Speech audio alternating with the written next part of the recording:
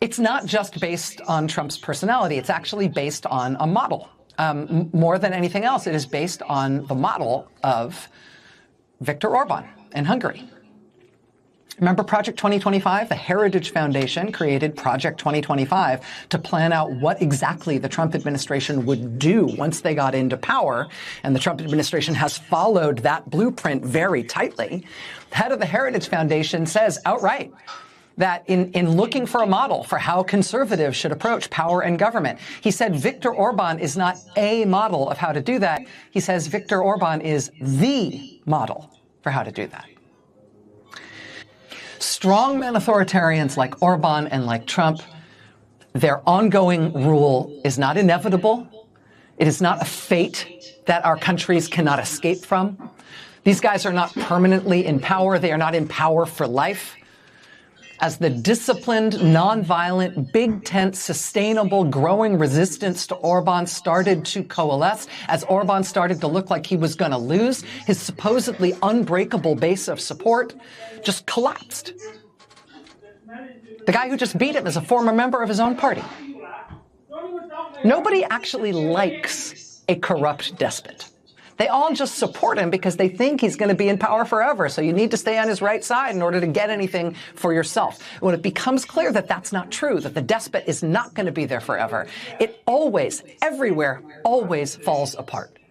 But while the President of the United States is in the state of mind that he is in, while he is posting pictures of himself online that portray himself as Jesus Christ, while at the same time he is attacking the Pope, while his actions have slowed the economy to such a crawl that in other countries, that same level of economic stagnation is cited as a reason that country just rose up and overthrew its authoritarian leadership.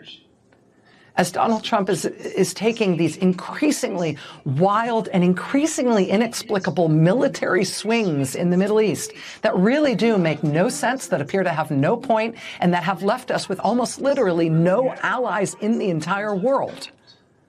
As the president appears, bizarrely, to be trying, I guess, potentially to offload his vice president, because maybe that'll help.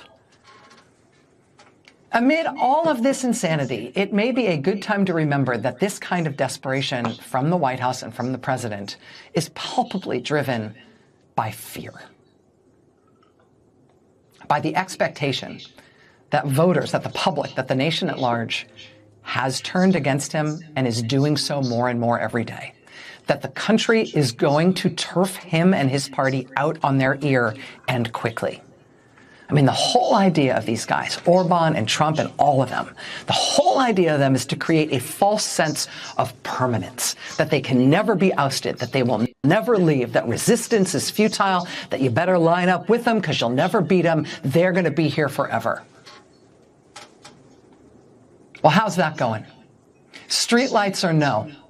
The streets of Budapest, the streets of Hungary last night were lit up to the stratosphere with pure joy, lit up like a beacon with the proof that the people can fix problems like this, like Viktor Orban and like Donald Trump, and that no would-be strongman can stop it anywhere, no matter what.